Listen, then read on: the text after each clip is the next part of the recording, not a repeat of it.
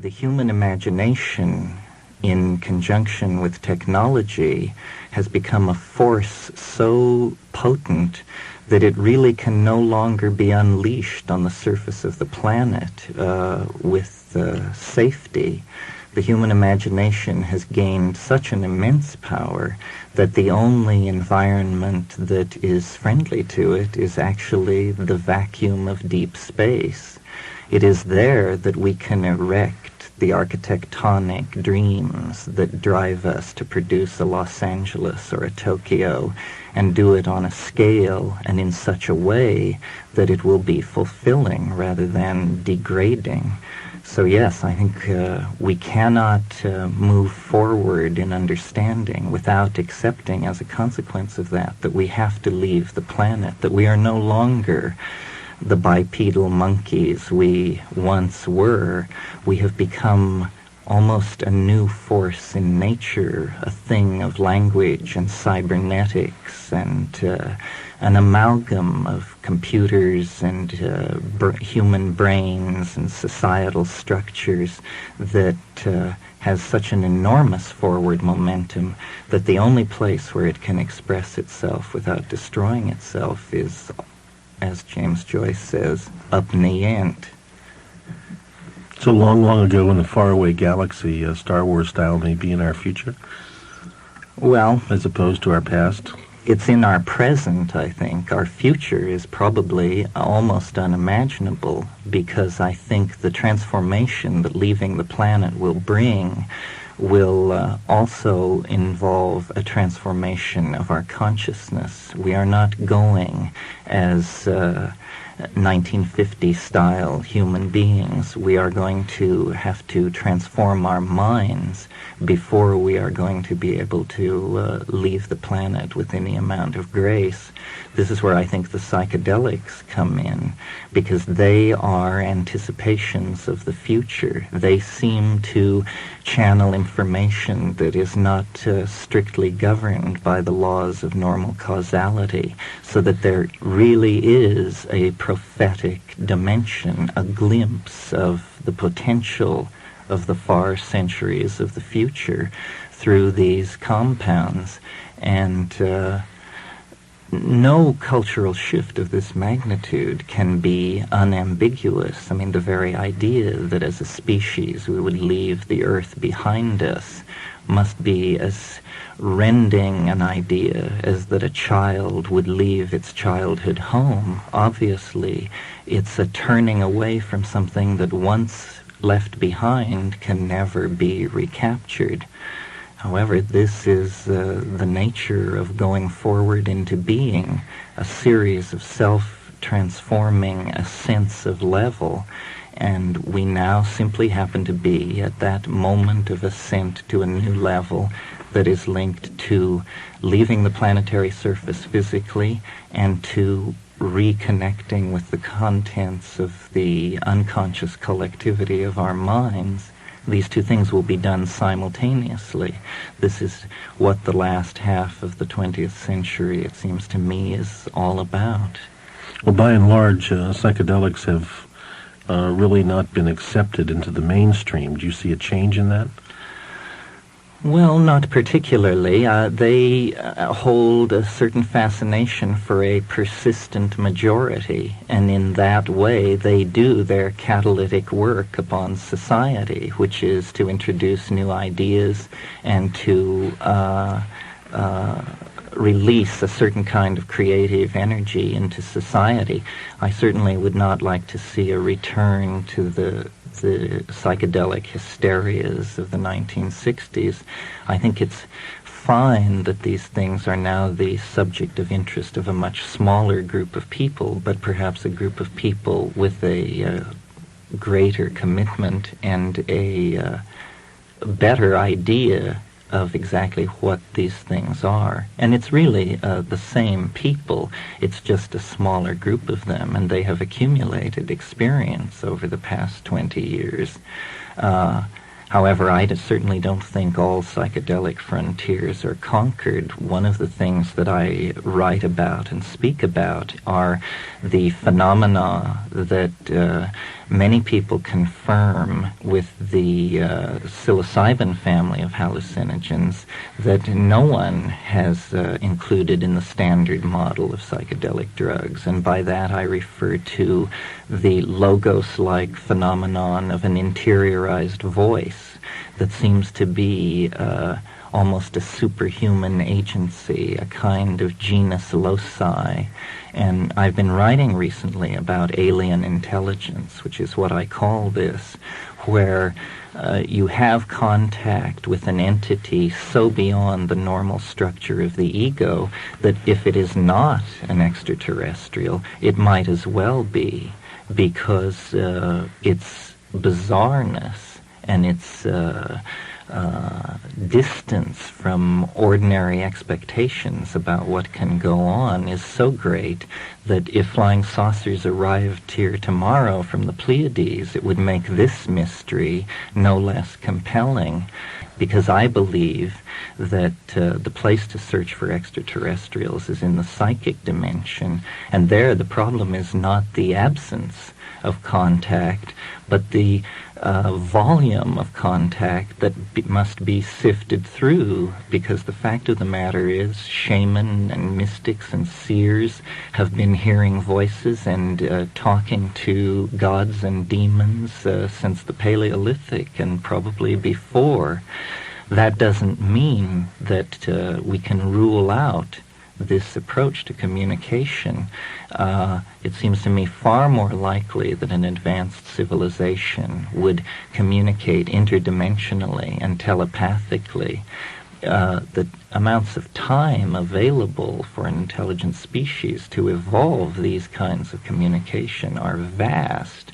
So I think that it's very interesting then that the tryptamines, psilocybin and DMT, at the 15 milligram level very reliably trigger what could only be described as contact-like phenomena. And not only the interiorized voice in the head, but also the classical flying saucer motifs of the whirling disc, the lens-shaped object, the alien approach. This seems to be something hardwired into the human psyche. And I would like to find out why. I think it's a very odd fact of human psychology, and I don't buy any of the current theories ranging from that nothing at all is happening to that this is in fact another species with a world around another star that is getting in touch with us. I think it's something so bizarre that it actually masquerades as an extraterrestrial so as not to alarm us by the true implications of what it is. But I suspect it is something like an overmind of the species, that actually the highest form of human organization is not realized in the democratic individual. It is realized in a dimension none of us have ever penetrated, which is the mind of the species, which is actually the hand at the tiller of history. It is no government, no religious group, but actually what we call the human unconscious. But it is not unconscious, and it is not simply a cybernetic repository of myth and memory. It is an organized intellect of some sort, and human history is its signature on the primates. And it is so different from the primates. It is like a creature of pure information. It is made of language. It releases ideas into the flowing stream of history to boost the primates toward higher and higher levels of self-reflection of it. And we have now reached the point where the masks are beginning to fall away, and we are discovering that there is an angel within the monkey struggling to get free, and this is what the historical crisis is all about. And I'm, for no reasons in particular, very optimistic. I mean, I see it as a necessary chaos that will lead to a new and more attractive order. Terence, you were talking about extraordinary realities, and it occurs to me that there's an enormous amount of prejudice against the psychedelics and the use of hallucinogenic substances, and it's almost as if there's an inordinate fear to open up the door to the closet that these substances reveal. What about that prejudice? What do you think how's that going to be resolved? What is the resolution of that? Well, I think it's more complicated than a prejudice. It's a prejudice born of respect, because most people sense that these compounds probably actually do what their adherents claim they do. It's possible to see the whole human growth movement of the 1970s as a wish to continue the inward quest without having to put yourself on the line the way you had to when you took 250 gamma of LSD. And I think all these other methods are efficacious, but I think it's the sheer power of the hallucinogens that puts people off. You either love them or you hate them, and that's because they dissolve worldviews. And if you like the experience of having your entire ontological structure disappear out from under you, if you think that's a thrill, you'll probably love psychedelics. On the other hand, for some people, that's the most horrible thing they can possibly imagine. They navigate reality through various forms of faith. And I think that the psychedelics, the doors of perception are cleansed, and you see very, very deeply. I spent time in India, and I would always go to the local sadhus of great reputation, and I met many people who possessed what I call wise old man wisdom. But wise old man wisdom is a kind of Tao of how to live. It has nothing to say about these dimensions that the psychedelics reveal, and for that you have to go to places where hallucinogenic shamanism is practiced, specifically the Amazon basin. And there you discover that beyond simply the wisdom of how to live in ordinary reality, there is a gnosis of how to navigate in extraordinary reality. And this reality is so extraordinary that we cannot approach what these people are doing with any degree of smugness, because the frank fact of the matter is we have no viable theory of what mind is either. The beliefs of a Witoto shaman and the beliefs of a Princeton phenomenologist have an equal chance of being correct, and there are no arbiters of who is right. So it's the power of these things, the fact that here is something we have not assimilated. We have been to the moon, we have charted the depths of the ocean, the heart of the atom, but we have a fear of looking inward to ourselves, because we sense that here is where all the contradictions flow together. And the same prejudice against psychoanalysis that characterized the 20s and 30s, when it was thought to be superfluous or some kind of fad, attends the psychedelics now. It's because it touches a very sensitive nerve. It touches the issue of the nature of man.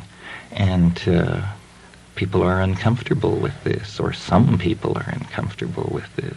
What is the value of exploring extraordinary realities?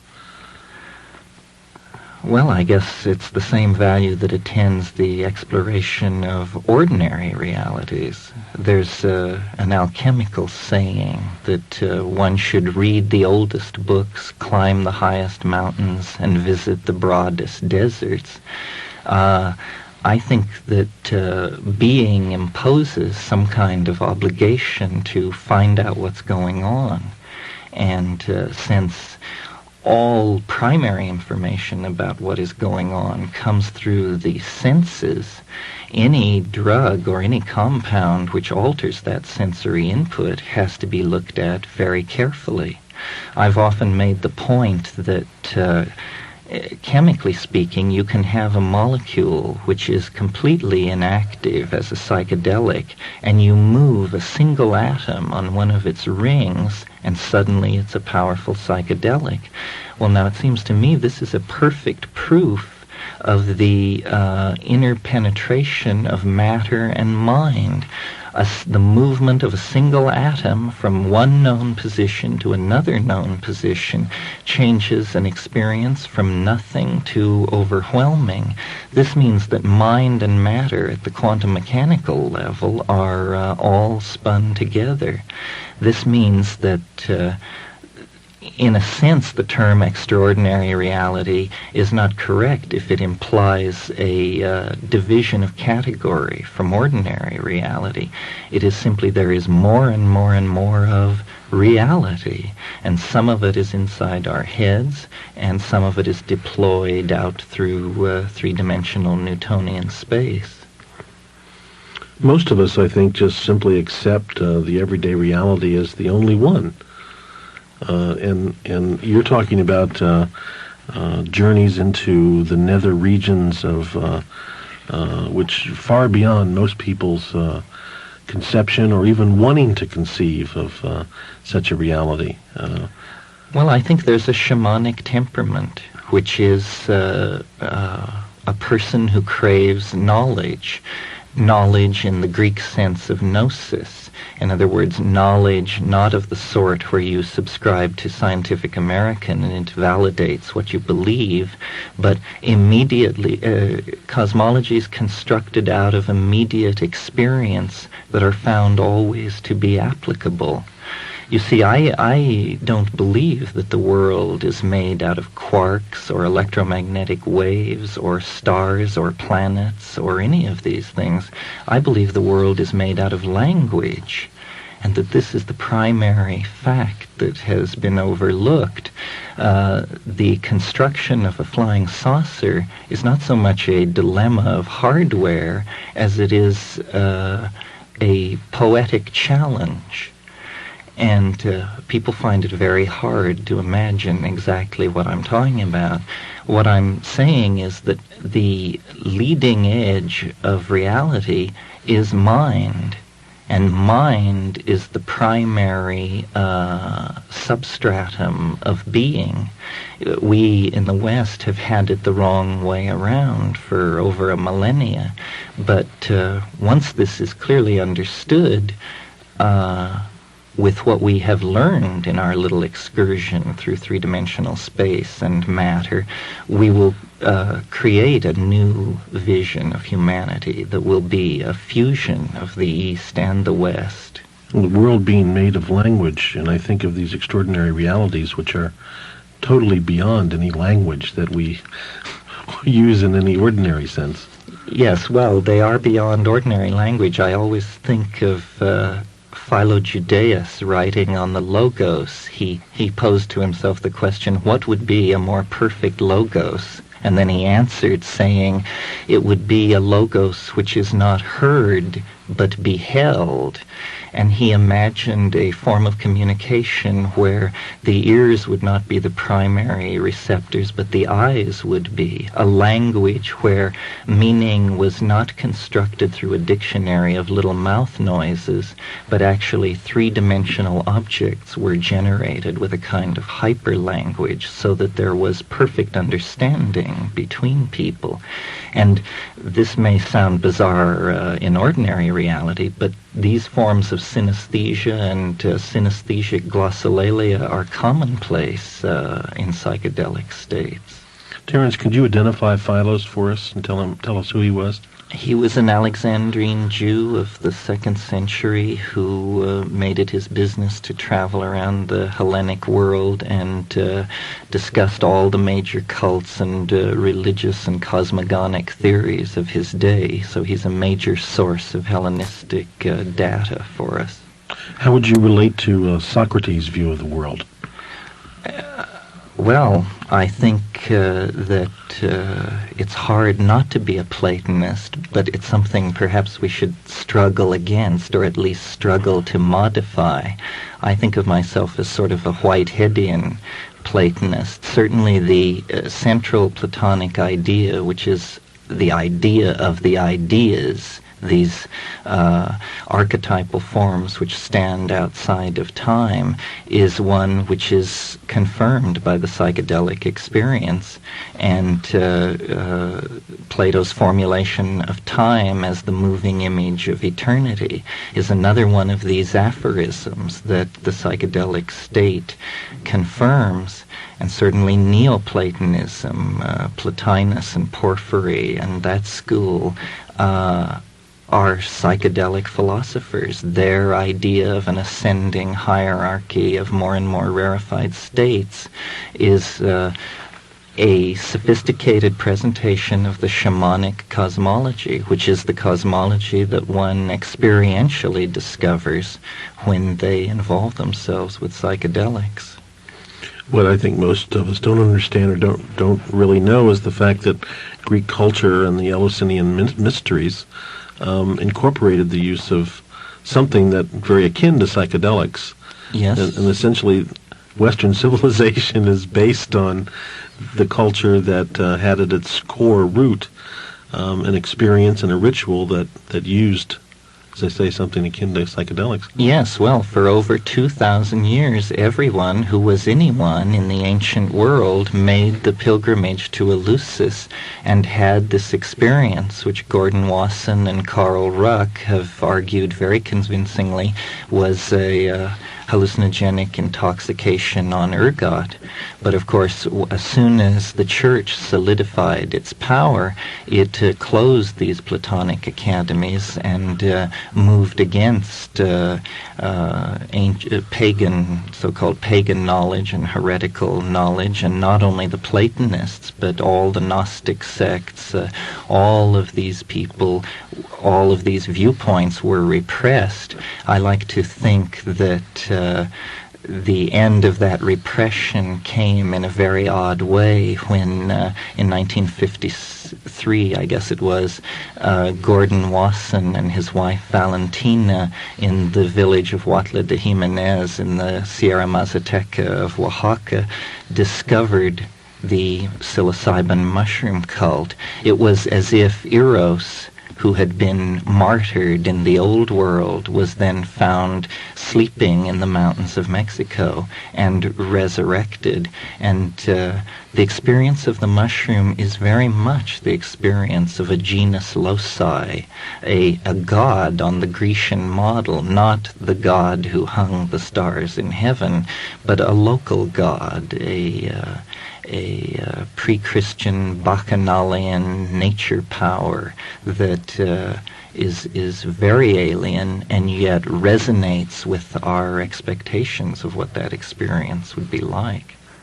Interesting that the mushroom also is a symbol in our culture of death and destruction, being the symbol of the nuclear explosion. Yes, well, mushroom cloud. My brother has made the point asking, what mushroom is it that grows at the end of history? Is it the mushroom of Fermi and Oppenheimer and Teller, or is it the mushroom of Wasson and Hoffman and Humphrey Osmond? Somehow I think the latter is safer. Well, it may not only be safer, it may open the way to escape from the former.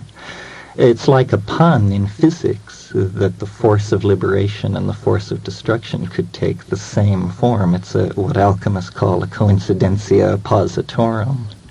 It is an amazing synchronicity, it seems. Also, I was interested in talking with Andy Weil some time ago about the fact that there are new genus of mushrooms appearing that have psilocybin in them that have never been seen before, never been tracked before, and it's almost as if they're appearing now. Well, it's amazing how many have been discovered since people have bent their attention to it. There have been psilocybin mushrooms reported from England, France, localities where, so far as we know, there is no cultural history of usage at all. Or, however, it's interesting that cultural usage seems to disappear very early in human history. Hallucinations hallucinogens are hardly even welcome in agricultural societies. I think it was Weston LaBarre made the point that once you learn how to grow plants, your god shifts from the ecstatic god of the hallucinogens to the corn god or the food god, and it no longer is about divining the hunt and weather through the ecstatic use of hallucinogens. It's about being able to get up every morning and go to work and hoe the crop. So you mentioned earlier the prejudice against hallucinogens. I think it reaches back to the beginning of agriculture. This competition among plant gods, which exemplified lifestyles that must have seemed very alien to each other. Is psilocybin illegal? Oh yes, it's a Schedule I drug. Without any public debate, it was placed on the list at the same time that LSD was, and yet the issue was always couched in terms of LSD being made illegal, but actually at that point in time a whole bunch of things were made illegal, and there was never any public debate. All psychedelics were viewed as the same drug, and LSD was used as the model. Actually, these drugs, there's a spectrum of psychedelic effects, and certain drugs trigger some of them and certain ones others. But yes, psilocybin is illegal. Are the mushrooms illegal? The mushrooms also are illegal as they contain psilocybin. I recall Andy Weil saying that he walked along a downtown Seattle residential street picking up psilocybin mushrooms from the front yards of residential homes. Well, and English law took the view that it was preposterous to try and outlaw a naturally occurring plant, and they took the position that only the chemical was illegal, which I think is a very wise position. But I noticed that Canada recently chose the American interpretation over the British one. Interesting. Turns out, going back to the Andy Weil story, that the reason that these mushrooms were in such plenitude in various locales in the Northwest was that their spores were contained in a mail order company's mushroom growing product that they sent out mail order, and so... Yes, well, this is an interesting phenomenon. You see, the spores of the mushroom are not illegal because they do not contain psilocybin. They only contain the message in the DNA of the mushroom for the production of psilocybin. So it's a kind of bizarre catch-22. The mushroom spores can move anywhere legally, can be bought and sold, but they are the sine qua non for the production of mushrooms, of course. Terence, the kind of knowledge and kind of information you're putting forward is not generally available. It's not the kind of information or knowledge that one would find in the typical academic anthropology curriculum. And yet it seems to be a knowledge that is ever expanding, but somehow it's outside of the cultural, institutional entities in some way. Number one, why do you think that's the case? Of course, there's a logical answer to that one, but what do you see as the future of this kind of information, this kind of knowledge? Well, I think in a sense it signals the rebirth of the institution of shamanism in the context of modern society. And anthropologists have always made the point about shaman that they were very important social catalysts in their group, but they were always peripheral to it, peripheral to the political power, and actually usually physically peripheral, living at some distance from the village. And I think the electronic shaman, the people who pursue the exploration of these spaces, exist to return to tell the rest of us about it, that we are now coming into a period of racial maturity as a species where we can no longer have forbidden areas of the human mind or cultural machinery.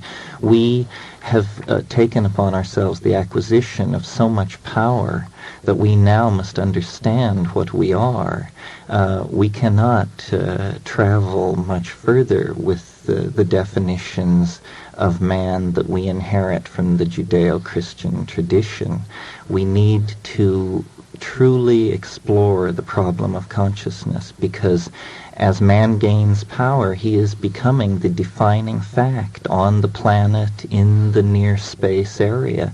So the question that looms is man good? And then, if he is, what is it he's good for? And the shaman will point the way, because what they are visionaries, poets, cultural architects, forecasters, all these roles which we understand in more conventional terms, rolled into one and raised to the nth power. They are cultural models for the rest of us. This has always been true. The shaman has access to a superhuman dimension and a superhuman condition. And by being able to do that, he affirms the potential for transcendence in all people. He is an exemplar, if you will. And I see the attention that's being given to these things signaling a sense on the part of the society that we need a return to these models. This is why, for instance, in the Star Wars phenomenon, Luke Skywalker is a direct translation of the word shaman out of the Tungusic, which is where Siberian shamanism comes from. So these heroes that are being instilled in the heart of the culture are shamanic heroes. They control a force which is bigger than everybody and holds the galaxy together. And this is true, as a matter of fact. And as we explore how true it is, the limitations of our previous worldview will be exposed for all to see. I think it was J.B.S. Haldane who said, the world may not only be stranger than we suppose, it may be stranger than we can suppose. I think of the character Yoda, certainly Right. as a shamanic type character. Very much so. Yeah. As we talk about shamans and shamanism, again, that brings up cross-cultural currents. And do you see the shaman taking on a new? Certainly, you don't see Indian shamans walking into the metropolitan areas. But do you see the shaman taking on a new form? Well, I believe, along with Gordon Wasson and others, but in distinction to Mircea Eliade, who is a major writer on shamanism, that it is hallucinogenic shamanism that is primary, and that where shamanic techniques are used to the exclusion of hallucinogenic drug ingestion, the shamanism tends to be vitiated. It is more like a ritual enactment of what real shamanism is, so that the shamanism that is coming to be within people in our culture. The people who feel comfortable with psychedelic drugs and who, by going into those spaces and then returning with works of art or poetic accounts or scientific ideas, are actually changing the face of the culture. I connect the psychedelic dimension to the dimension of inspiration and dream. I think history has always progressed by the bubbling up of ideas from these nether dimensions into the minds of receptive men and women.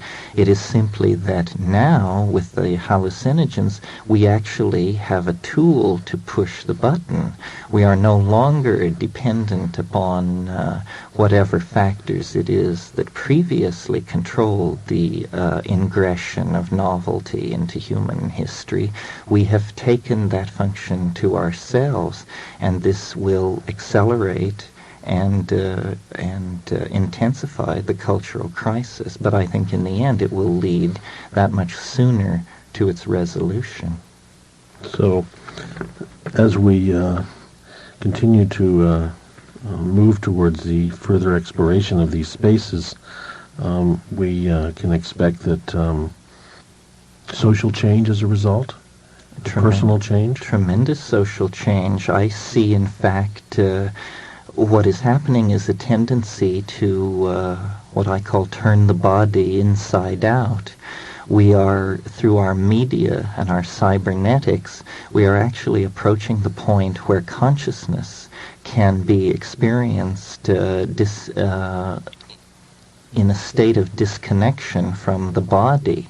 We have changed. We are no longer, as I said, bipedal monkeys.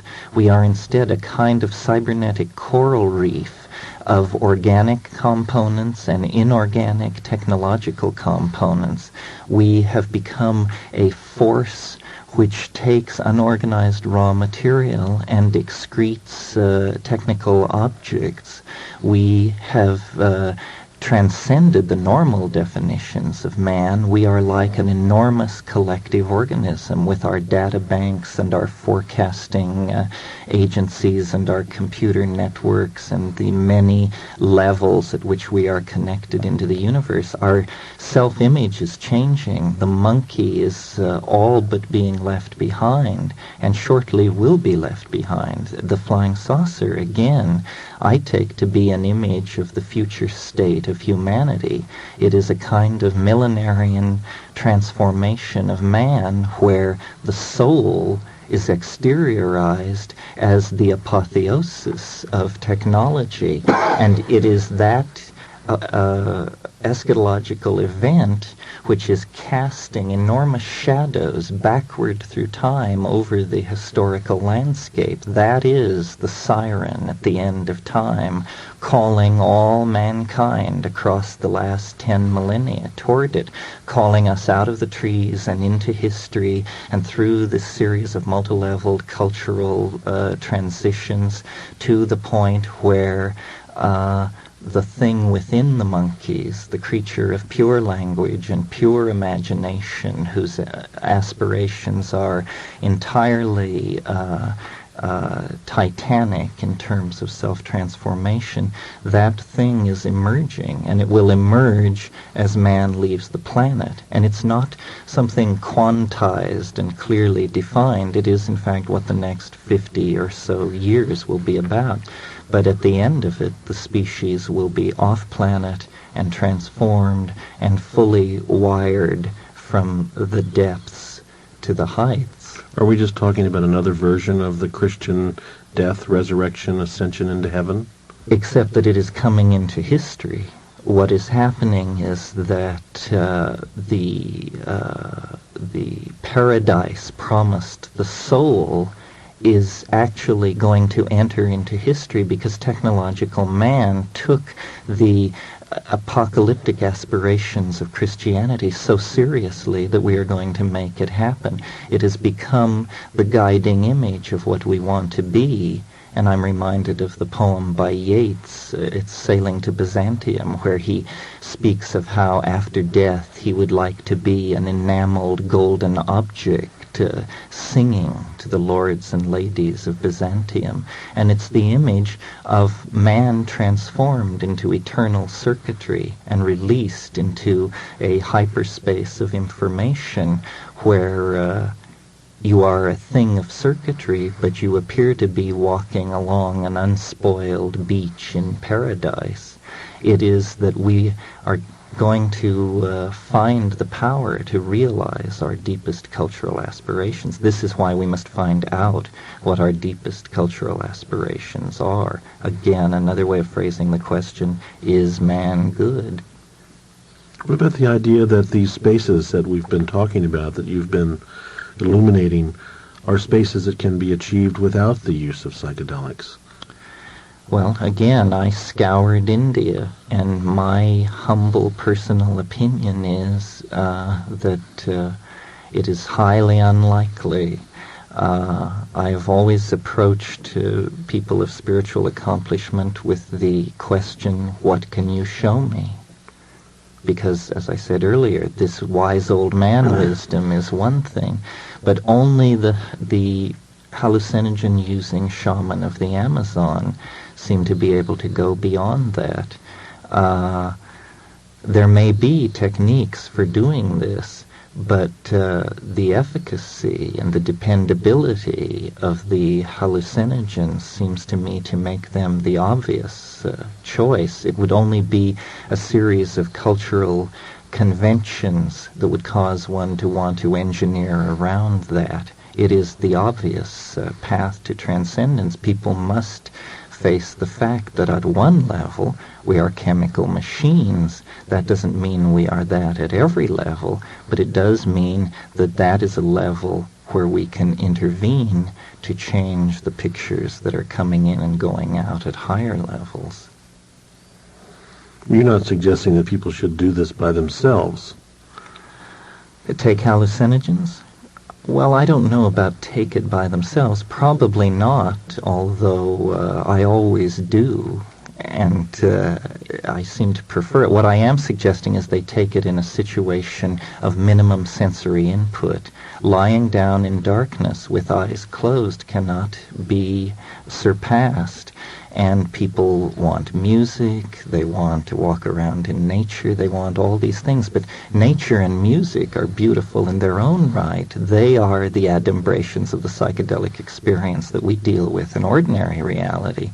In confrontation with the psychedelic experience, these things are hardly more than impediments. The very interesting things are happening in the utter blackness behind your eyelids, lying still in darkness. And that is where the mystery comes from and goes to.